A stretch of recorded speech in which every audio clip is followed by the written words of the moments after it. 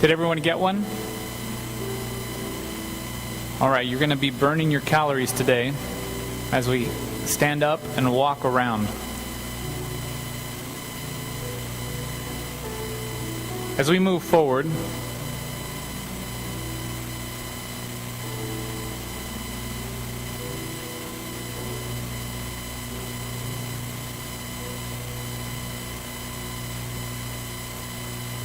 we know what the bitter herbs meant for the people of that time. For the Christians today, we remember who we once were. The bitter part of the herb reminds us of who we were before we were with God. The saltiness reminds us of the tears that we experienced when we were apart from His love, apart from His acceptance. And then when we take this process, we say, God, begin that sanctifying work in me. Begin that process of moving from the bitter, tearful phase of my life to the clean, new part of my heart.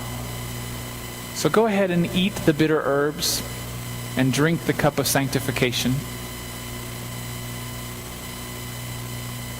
as we reflect on our blessing, O Lord our God, who has created the acceptance, the newness,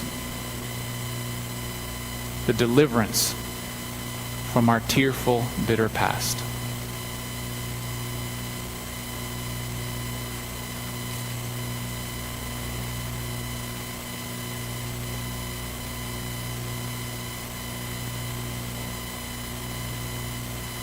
Isn't that interesting? Those tastes, very different. Most of us, it's the first time we've ever tasted something like that. It's not intended to taste like candy. It's intended to remind you of bitterness and tearful experiences. The very next part of the service would have involved what we call the cup of praise. The cup of praise. What did this mean to the people of Israel? It was involved with something called haroset. We just can call it haroset today. It reminded the Jews of the mortar that they had used to put the bricks into the walls when they worked so hard with the people. It consists of a piece of matzah bread, which is an unleavened bread with a mixture of haroset on top. The haroset is essentially little pieces of apple, a couple little bits of walnut, a couple of different things like that, and they would put it on top of the unleavened bread, and it reminded them of this cup of praise. They were no longer under the bondage.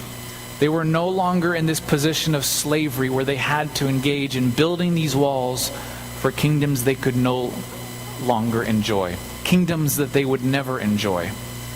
And so this little bit of what we call haroset is our next cup that we will take. As we come forward to take this, let me give a little bit of advice. This moving around is a part of the process. It keeps your attention as you keep moving and you expect the next thing. But to avoid traffic jam, allow the row in front of you to come forward. And when that row is nicely lined up and moved through, then you come forward and keep moving through. That'll allow us to keep the lines happening without too much of a traffic jam. At this time, some of you might have jumped the gun and already gotten some unleavened bread with the haroset. That's okay. You can just stay in your seat. But the rest of you, come on forward at this time, grab a piece of matzah bread, and put a little haroset on it, and that's it for now. And come on forward at this time. Don't eat it. Wait till we gather together again in a moment. Come forward at this time. And you go ahead and get juice again.